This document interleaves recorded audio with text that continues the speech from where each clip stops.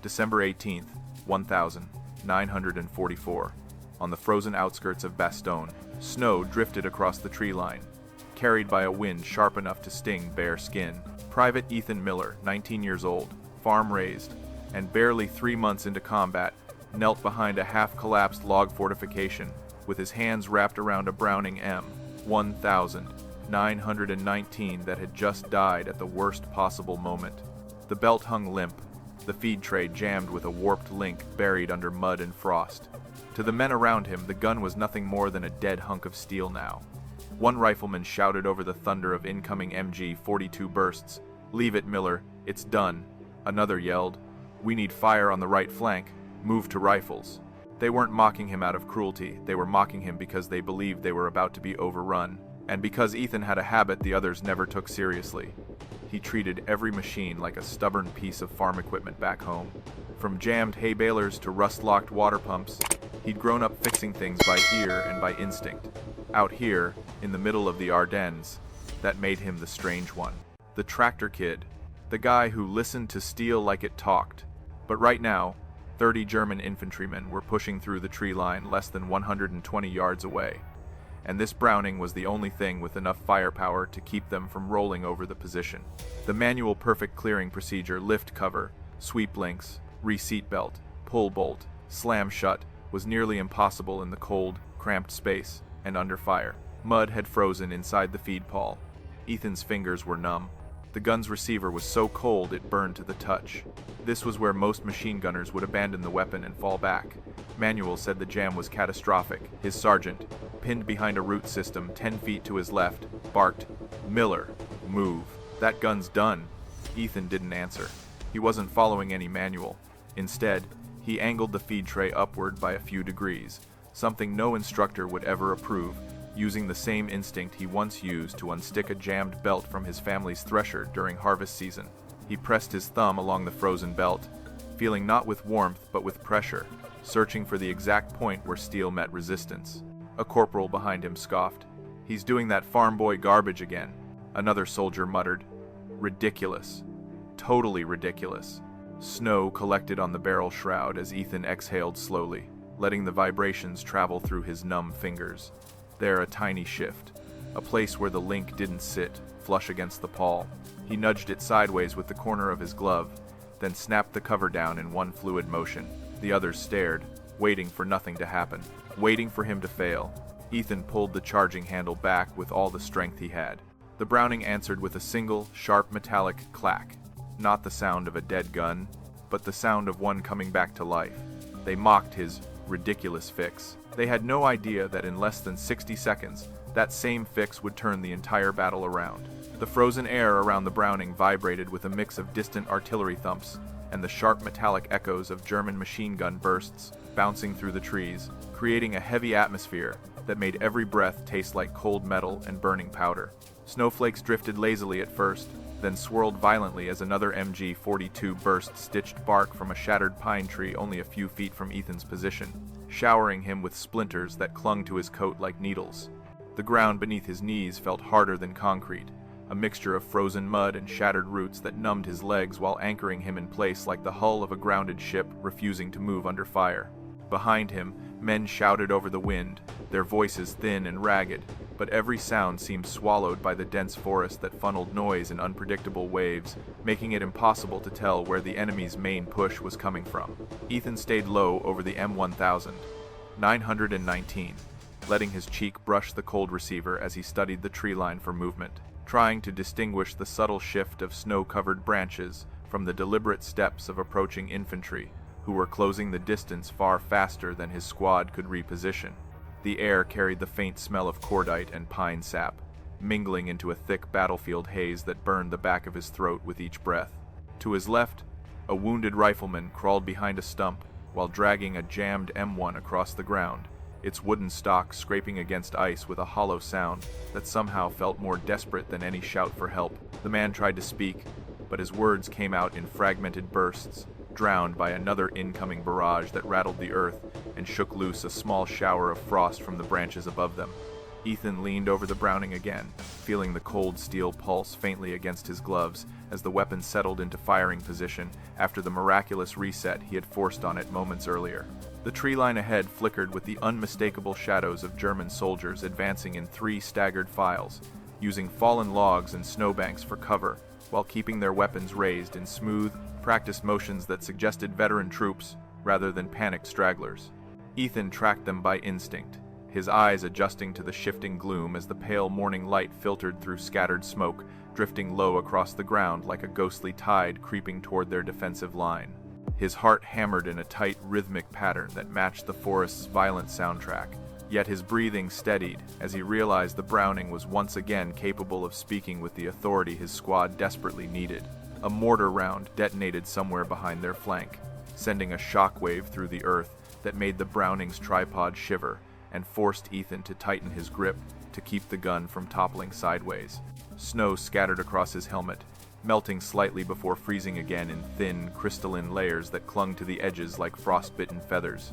He blinked the cold away and pressed his chest a little closer to the gun, creating a smaller silhouette as he prepared to fire, knowing that if he hesitated even for a second, the approaching soldiers would slip inside effective range and turn the log fortification into a death trap. Through the drifting smoke and icy haze, he saw the Germans spreading out, their dark coats moving like shadows against the snow, while their boots crunched rhythmically through the frost, an eerie metronome marking the seconds until close quarters combat.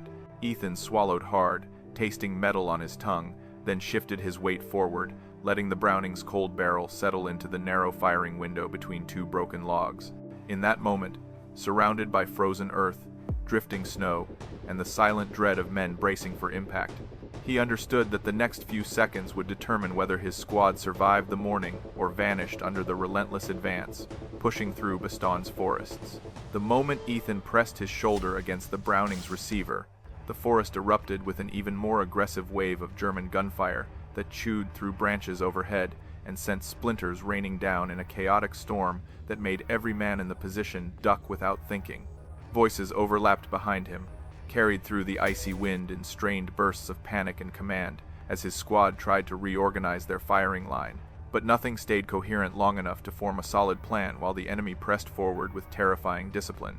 A corporal screamed for someone to shift left, only for another voice to shout about the right flank collapsing, creating a swirl of contradictory orders that mirrored the frantic scattering of bullets tearing through the trees around them. Ethan heard Sergeant Collins shout his name, but the sound cracked apart halfway through as another MG-42 burst hammered the log barrier with such force that chunks of bark shattered and flew across the ground like wooden shrapnel. The sergeant's silhouette moved behind him in a crouched sprint, slipping on frozen mud while trying to reposition the remaining riflemen, who were now firing sporadically from prone positions that barely offered any cover. One man's rifle jammed, and he slammed the stock against the ground in frustration, shouting something Ethan couldn't fully hear before a mortar impact thudded somewhere behind their line and sent another shockwave rolling through the ground. The chaos thickened as the cold intensified, transforming every breath into sharp vapor clouds that vanished instantly in the biting wind, while the men struggled to steady their hands long enough to reload or realign their sights. A private near Ethan lost his helmet when a passing round clipped the strap, sending the metal bowl skidding across the snow before disappearing into a shallow crater. The private dove behind a jagged root, teeth chattering uncontrollably, and yelled that he needed more ammunition, but no one seemed able to spare even a single clip with the Germans pushing closer by the second. Ethan stayed locked on the Browning, feeling the vibrations of nearby impacts travel through the frozen ground and into his knees, reminding him with every tremor how dangerously close the enemy fire was creeping. Another burst tore into the tree trunk above him, splintering the wood so violently that fragments rained down his collar and scraped against his neck, but he forced himself to ignore the sting and focus on the approaching figures weaving through the smoke-filled tree line. The Germans moved like shadows bleeding into the snow, their coordinated advance tightening around the American position with each passing heartbeat, while Ethan's squad struggled to keep their firing rhythm under the relentless pressure. Behind him, Sergeant Collins barked orders with a raw edge of desperation, telling one man to shift his fire toward the left grove, while directing another to hold the center at all costs, though his voice wavered slightly each time a round cracked too close for comfort.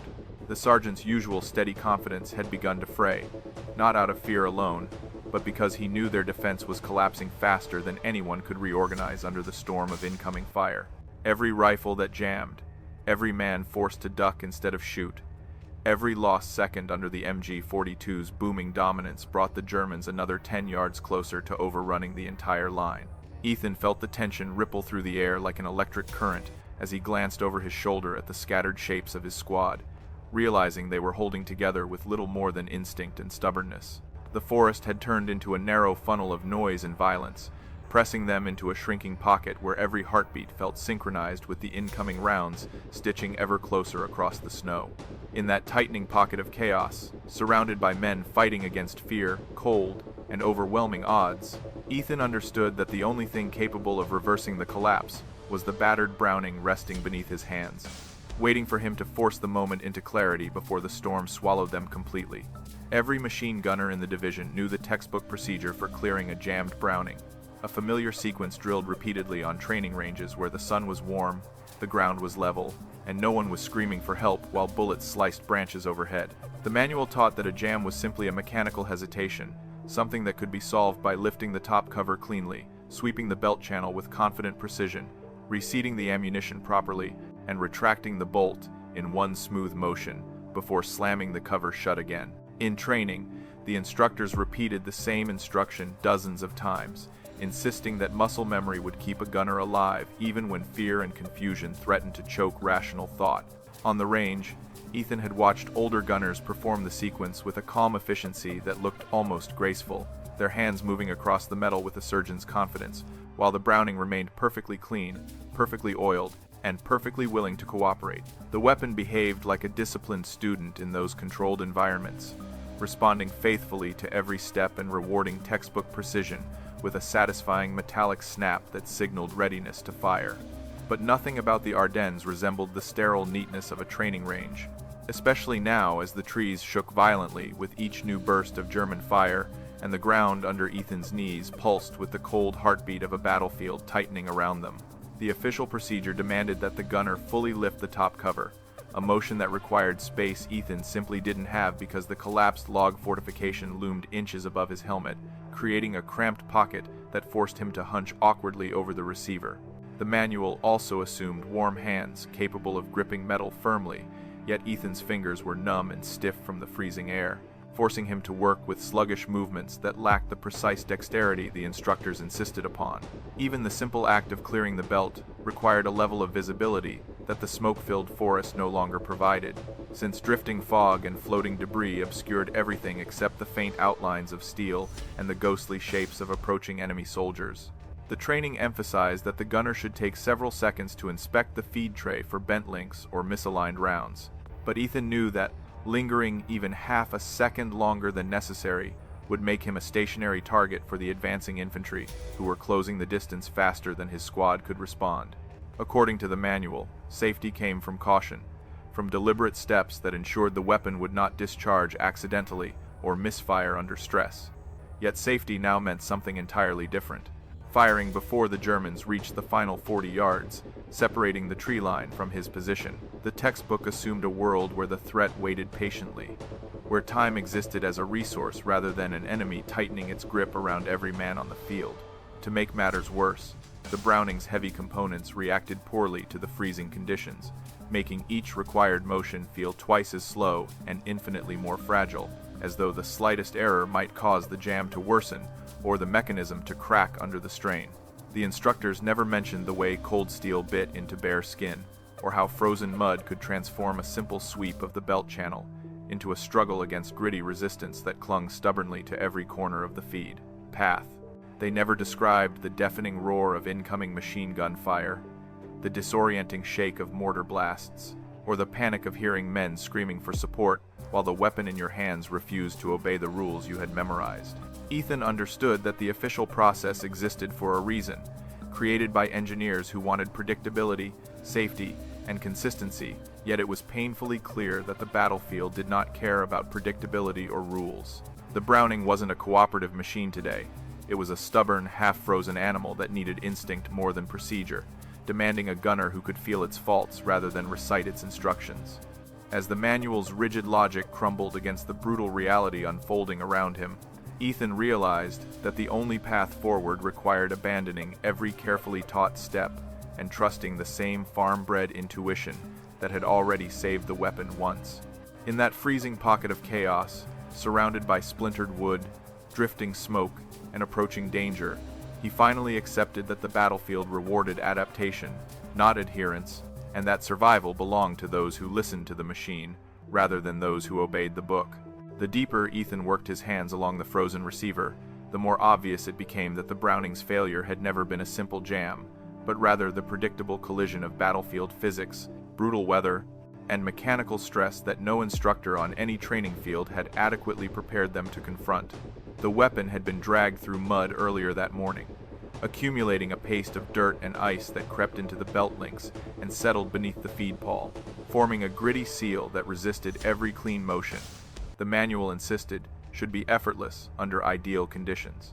Even the slightest vibration from nearby explosions compacted the frozen grit more tightly against the metal, turning a minor obstruction into a stubborn blockade that could not be cleared with any of the smooth, confident gestures an instructor would have demonstrated on a polished range. Browning.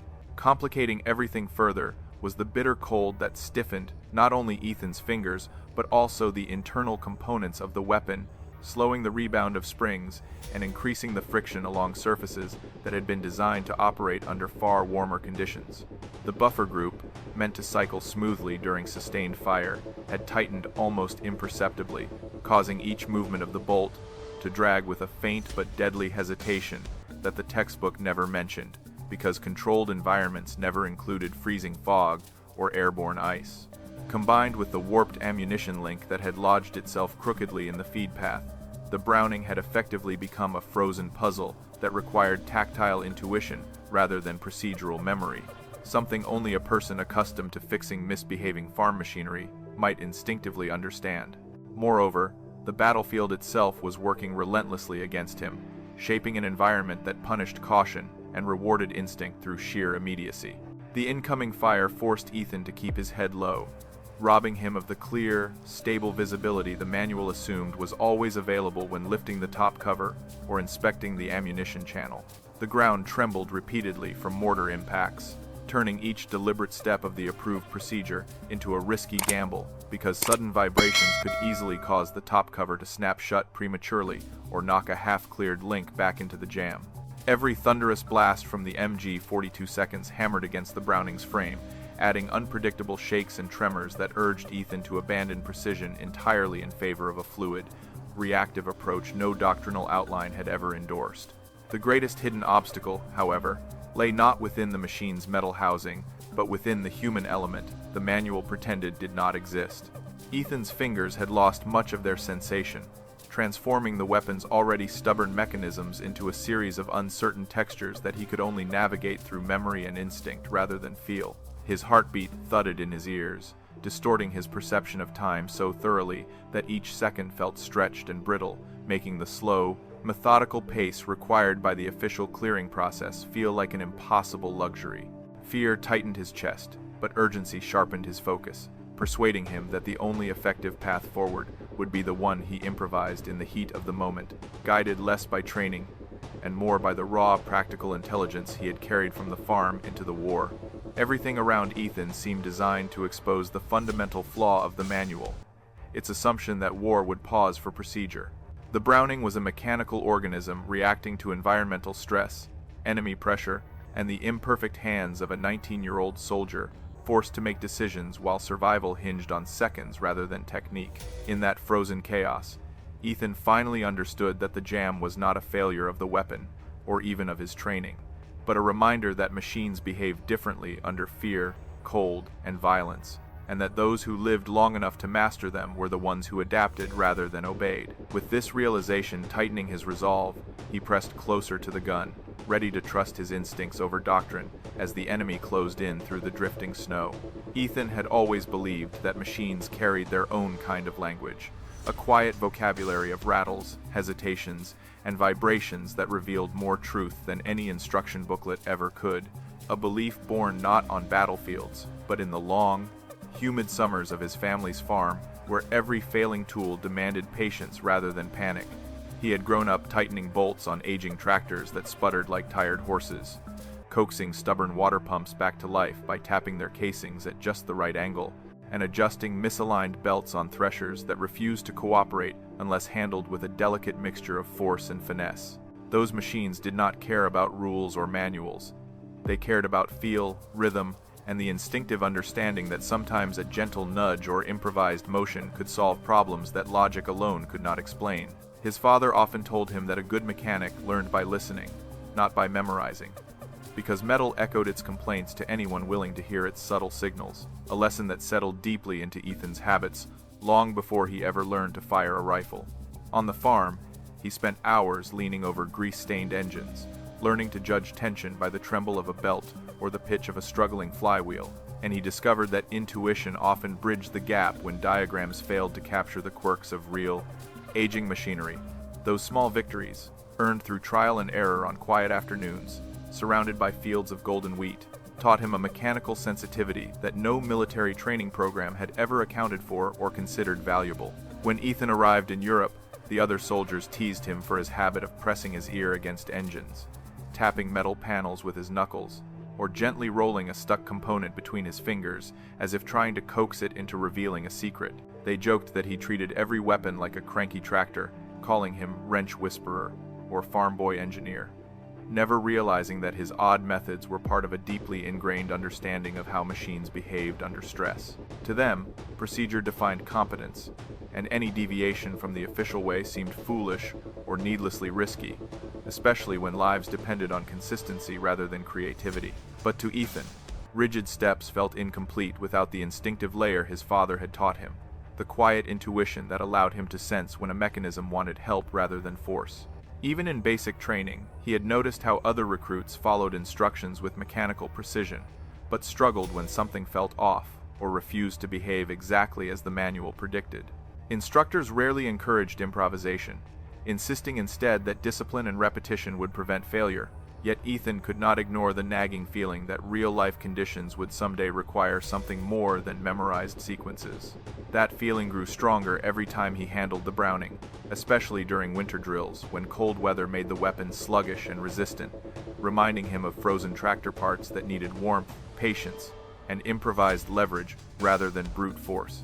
Now, crouched in the snow with enemy soldiers advancing through the tree line, Ethan recognized that this moment was the culmination of every strange habit he had ever been teased for, because the Browning's stubborn jam felt eerily similar to the mechanical puzzles he had solved countless times on the farm. The cold vibrations traveling through the receiver, the gritty drag beneath the feed pawl, and the subtle shift in the belt's tension all communicated something he understood instinctively, even as fear and chaos pressed around him from every direction, while others saw the weapon as a frozen hunk of steel ruined by mud and ice. Ethan sensed a path forward hidden within the machine's subtle complaints, the same way he had once coaxed a failing pump into working long enough to save their harvest from ruin. As he lowered his cheek closer to the gun and let its familiar texture ground his trembling hands, Ethan realized that his differences, mocked so casually by the men around him, might be the only reason the Browning still had a chance at coming back to life. The battlefield demanded instinct tonight, not protocol, and he felt a quiet surge of determined clarity as the lessons of his childhood blended seamlessly with the desperate reality of Bastogne, reminding him that sometimes survival depended not on being a perfect soldier, but on being the right kind of mechanic at exactly the right moment. Ethan inhaled once through clenched teeth, letting the cold burn his lungs as he pushed aside every lingering instinct to follow the manual, because he finally understood that the Browning in front of him wasn't going to respond to clean procedures or careful, incremental motions. The weapon had frozen into a rigid snarl of metal fatigue and mud-caked tension, a mechanical knot that demanded the kind of unconventional touch he had spent his childhood practicing, on stubborn farm machinery that refused to yield unless handled with bold, counterintuitive decisions. He angled his body closer to the gun, shifting his weight until his shoulder pressed firmly against the receiver, using the small pressure to steady the weapon while freeing his hands for the kind of trick no instructor in the army would ever condone. Instead of lifting the top cover fully a step, the manual insisted was essential. He raised it only halfway, creating a narrow wedge of space that allowed him to manipulate the belt without letting the stiffened hinge slam back against the frozen latch. This partial opening went against every rule he had been taught, since any obstruction during the clearing process could worsen the jam or damage the mechanism. Yet Ethan felt the gun relax slightly under the altered angle, as though recognizing someone finally speaking its language. He slid 2 fingers beneath the feed tray at a diagonal, using a gentle push to shift the warped ammunition link outward, a motion borrowed directly from the way he once coaxed a jammed drive belt off a thresher without dismantling half the machine. Behind him, a soldier saw the strange posture and shouted that Ethan was doing that weird farm nonsense again, his voice cracking with both fear and frustration as incoming fire intensified around their collapsing position.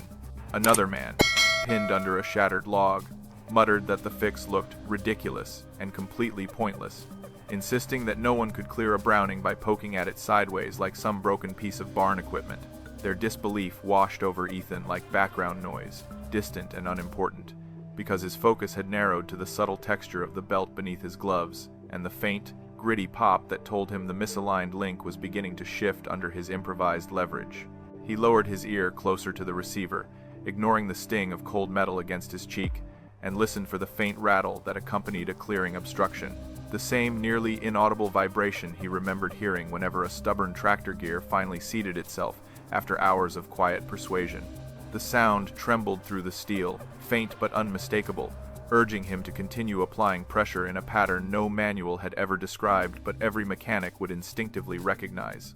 Ethan pushed the belt sideways while simultaneously nudging the bolt forward with the heel of his hand, a movement that risked trapping his fingers if the mechanism suddenly snapped back. Yet he trusted the timing the same way he had trusted the unpredictable rhythm of worn-out pistons back on the farm.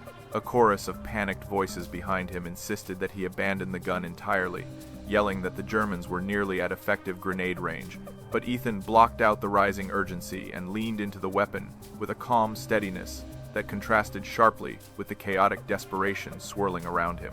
He felt the belt shift again under his improvised maneuver, sliding just far enough for the feed pawl to find its rightful groove, and a flicker of triumph sparked behind his eyes as he sensed the jam loosen its grip on the weapon's stubborn heart.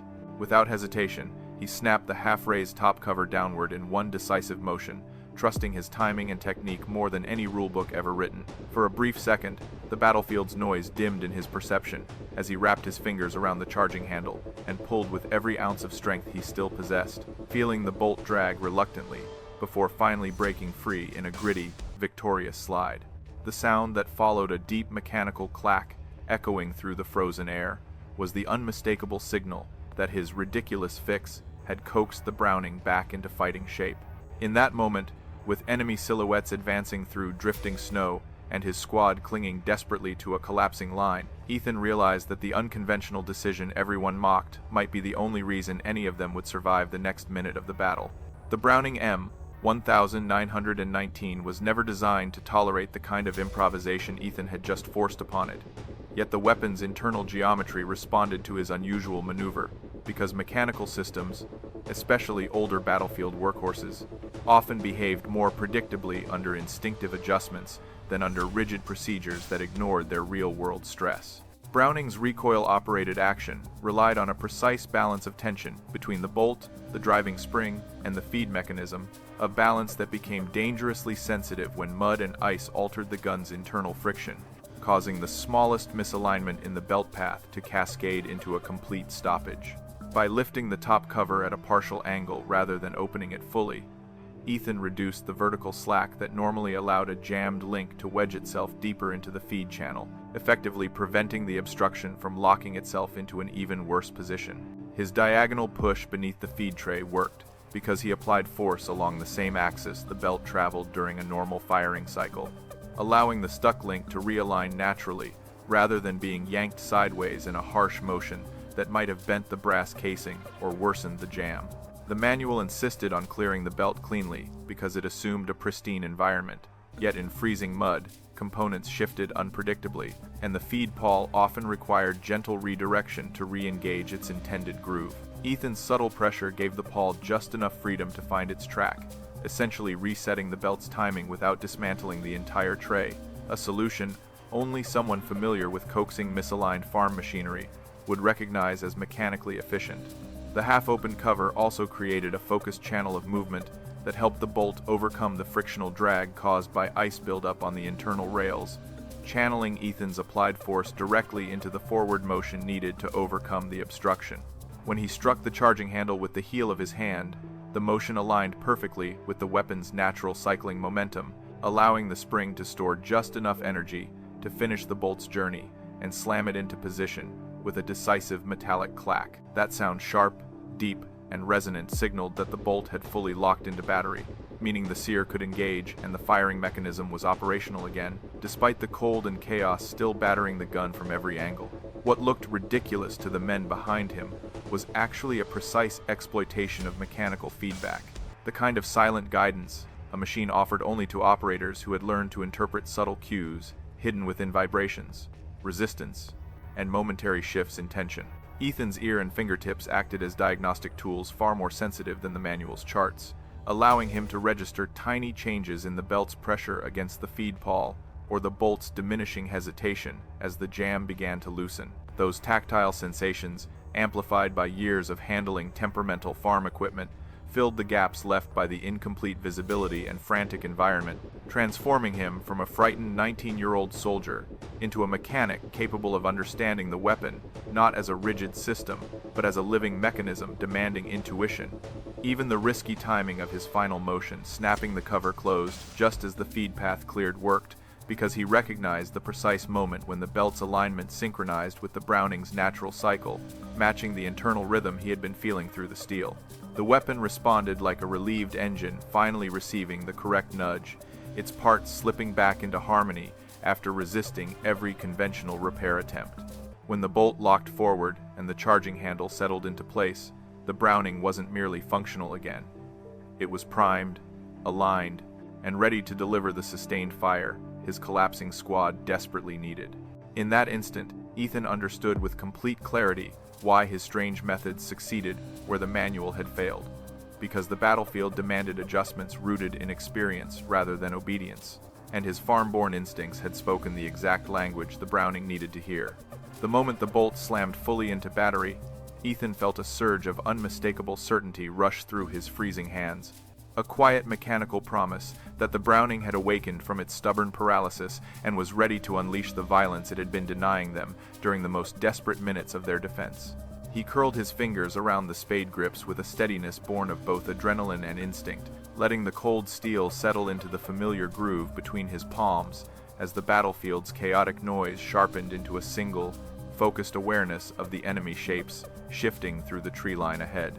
For a heartbeat, the world narrowed to the icy weight of the trigger under his glove, the faint hum of tension humming through the receiver, and the desperate breath he exhaled just before committing himself to the moment that would decide whether his squad survived the morning.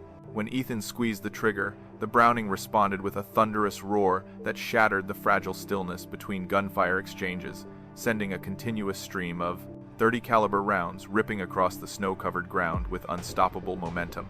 The weapon's recoil pressed rhythmically into his shoulder, grounding him with each violent pulse as the barrel spat fire, and brass casings cascaded onto the frozen earth in a metallic waterfall that glittered beneath drifting clouds of smoke. The first burst tore into the advancing German line with devastating precision, forcing several soldiers to dive frantically behind fallen logs and icy boulders, while others stumbled backward under the sudden shock of heavy machine gun fire erupting from a position they had assumed was disabled. Ethan adjusted his aim with practiced micromotions, letting the weapon's natural rhythm guide his arcs of suppression as he swept the barrel across the narrow corridor between the trees, cutting off the enemy's advance and forcing them into frantic disarray. His squad reacted almost instantly to the revived firepower, their scattered fear transforming into renewed determination as riflemen scrambled into better firing positions to support the suddenly dominant Browning.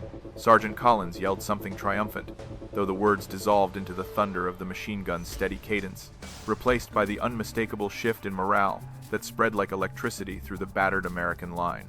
German soldiers attempting to flank from the right found themselves pinned by a crackling curtain of rounds that shredded bark and sent splinters exploding in every direction, creating a chaotic dance of debris that denied them any chance to move closer without risking instant death. Ethan tracked their movements with a calm intensity that contrasted sharply with the violence unfolding around him, adjusting his bursts with precise control, learned from hours of farm machinery work, where rhythm mattered more than brute strength. Each controlled sweep of fire pushed the enemy back another few yards, forcing them to lose momentum and scramble for cover behind trees that shook violently under the Browning's relentless punishment. A small group tried to sprint through a patch of dense smoke drifting across the grove, hoping the partial obscurity would shield their movement, but Ethan caught the flicker of motion through the haze and redirected the Browning's muzzle with a swift, fluid pivot that unleashed a blistering burst directly into their path. The figures dropped instantly, vanishing into the snow as their comrades fell back with shouts of alarm, realizing the American position had transformed from a vulnerable pocket into a fortified strongpoint anchored by the resurgent machine gun. The brief window of enemy confusion gave Ethan's squad precious seconds to reposition along the defensive line, reinforcing gaps that had previously seemed doomed to collapse under the pressure of the advancing force. As the Browning's barrel glowed faintly in the cold light, Ethan continued to fire controlled bursts that kept the Germans pinned behind shattered cover, preventing any coordinated assault from forming while his comrades regained their footing. The air vibrated with the rhythmic thunder of the machine gun, a sound that carried both defiance and authority across the frozen clearing, transforming the battlefield's tempo from desperate retreat to determined resistance. Ethan's earlier, ridiculous fix, mocked and dismissed by men who feared it would cost them their lives, had now become the critical turning point, holding the entire right flank together. Through drifting smoke and swirling snow, Ethan watched the enemy line falter, their movements no longer confident but hesitant and fragmented, as though the revived Browning had severed the momentum they relied upon. In that moment, he realized that his instinctive decision had not only resurrected a machine but reshaped the entire battle's trajectory, giving his squad the breathing room they needed to survive the next brutal wave of the fight. As the last burst from the Browning faded into the frozen air, a rare stillness settled briefly across the battered American line, creating a sharp contrast to the chaotic violence that had dominated the clearing only moments earlier, and drawing every eye toward Ethan with a mix of disbelief and dawning respect. The men who had been shouting frantic orders now found themselves speechless, their fear momentarily suspended as they watched the young farm boy maintain an unshakable grip on the smoking machine gun, his breath rising in steady clouds that matched the rhythmic glow of the barrel cooling under the drifting snow. For several seconds, no one moved or spoke, as though the forest itself held its breath alongside them, acknowledging the improbable shift that had occurred when the Browning roared back to life under Ethan's improvised touch. Sergeant Collins emerged from behind a splintered tree stump, his helmet askew and face streaked with soot, yet his expression carried an unmistakable mixture of stunned admiration and unspoken apology that softened the hard edges usually carved into his features. He approached cautiously, as if afraid that moving too quickly might break the fragile spell hanging over the grove, and paused just a few feet behind Ethan, while surveying the scattered German silhouettes, now lying motionless in the snow. The sergeant opened his mouth to speak, but hesitated, searching for words that could capture the improbable sight of a 19-year-old private turning back a coordinated assault with a fix that looked, only minutes earlier, like a desperate act of naive stubbornness. Near the right flank, the rifleman who had mocked Ethan's farm nonsense earlier now stared blankly at the pile of spent .30 caliber casings glittering beside the Browning, his expression shifting between shame and wonder as he realized how completely he had misjudged the younger soldier's instincts. He slowly lowered his rifle, letting out a shaky breath that misted in the cold air, while his eyes lingered on the Browning's restored feed path, trying to understand how such a crude, improvised maneuver had accomplished what the official manual insisted was nearly impossible under battlefield pressure. The disbelief spread through the squad like a quiet ripple, each man silently acknowledging the transformation that had taken place not only in their defensive position, but in their perception of the quiet farm boy they had underestimated for weeks. Even the wounded men, propped behind makeshift cover or clutching hastily wrapped bandages, lifted their heads long enough to offer Ethan a look that blended gratitude with awe, as though trying to reconcile his youth with the decisive ferocity he had just unleashed through the resurrected Browning. A private with a blood-soaked sleeve muttered something faint and half-choked, a soft, holy hell carried by the wind, which earned a few nods from those close enough to hear it, each nod acknowledging the surreal truth they were all confronting. For the first time since the German advance began pressing into their line, a strange sense of calm settled across the squad, not because the danger had passed entirely, but but because they finally felt anchored by something stronger than fear. Ethan didn't turn around immediately. Still listening to the faint ticking sounds of the Browning's expanding metal as it cooled, a familiar mechanical whisper that reassured him the weapon remained ready for whatever came next. When he finally shifted his weight and glanced back, he found his squadmates watching him with an intensity that made him momentarily self-conscious, their expressions no longer dismissive, but deeply respectful in a way he had never expected to see. Some looked embarrassed, others proud, and a few simply nodded in quiet acknowledgement, but all shared the same clear realization that his ridiculous fix had saved their position from complete collapse. In that suspended moment of snowy silence, with drifting smoke curling lazily between broken trees and the tension of battle temporarily held at bay, Ethan understood that something fundamental had changed, not just in the fight, but in the way his fellow soldiers saw him. They no longer viewed him as the odd farm kid with strange habits.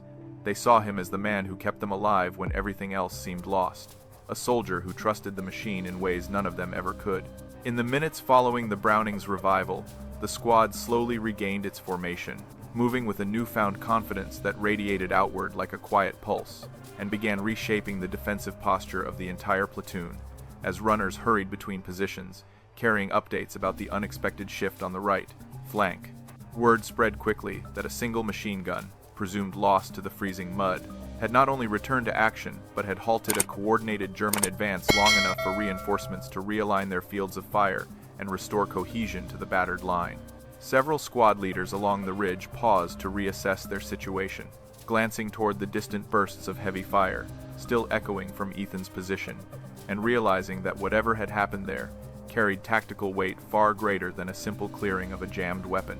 Sergeant Collins, once skeptical of Ethan's unconventional instincts, now moved deliberately among nearby foxholes, sharing a brief, urgent version of what had occurred, and explaining that the Browning could potentially be brought back from similar stoppages if handled with a combination of precise leverage and partial cover manipulation.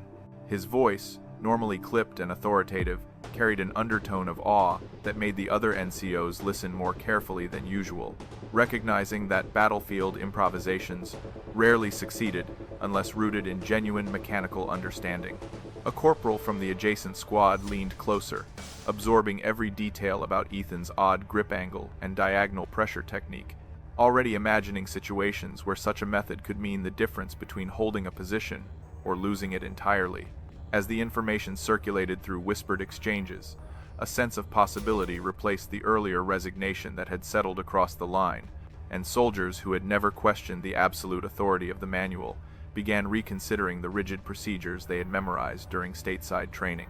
Some discussed how the cold weather routinely crippled their machine guns, sharing small anecdotes about past jams that cost precious seconds during firefights, while others replayed Ethan's actions in their minds, comparing them to experiences from home that mirrored his improvised leverage on everyday tools. The realization dawned on them that battlefield conditions rarely cooperated with textbook solutions, and Ethan's success provided a rare demonstration that creative intuition could coexist with military precision without undermining discipline. Within an hour, 2 machine gunners positioned farther up the ridge attempted cautious variations of Ethan's trick on their own weapons, inspecting feed trays and belt paths with a more tactile approach that blended manual instruction with instinctive mechanical exploration. Though neither weapon was as catastrophically jammed as Ethan's Browning had been, both soldiers reported smoother cycling after adjusting minor misalignments, using gentle pressure rather than forceful clearing motions, and their sergeants took note of the subtle improvement. A junior lieutenant overheard the reports and quietly jotted a brief observation into his field notebook, noting the potential value of Ethan's technique under severe winter conditions and promising to mention it during the nightly command briefing. Even the more hardened veterans, who usually dismissed improvisations as dangerous deviations from discipline, found themselves reconsidering their assumptions after witnessing how the revived Browning shifted the momentum of the fight. One older machine gunner approached Ethan during a lull in the firing, crouching beside him with a cautious respect and asking him to demonstrate the exact angle he used to raise the top cover without fully disengaging the hinge. Ethan explained it humbly, emphasizing that he had relied on instinct and feel rather than any formal method. Yet the veteran listened intently, acknowledging that instinct had its own place in warfare, especially when rigid doctrine clashed with unforgiving terrain and brutal weather.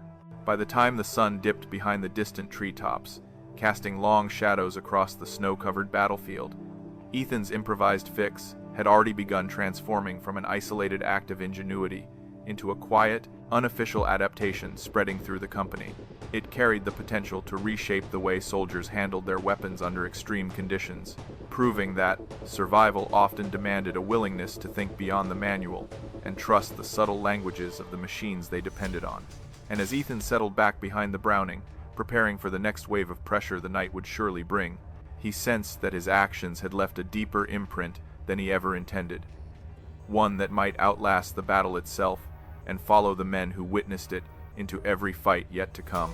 As the final light of day faded into the dense winter canopy above the battered clearing, Ethan felt a weary calm settle across his exhausted body, a quiet acknowledgement that the battle had carved something permanent into him and the men who had fought beside him. The Browning rested cooling at his side, its metal ticking softly in the cold evening air, whispering reminders of the frantic moments when intuition had mattered far more than manuals or doctrine, proving that warfare demanded not only courage, but an instinctive partnership with the tools that determined survival.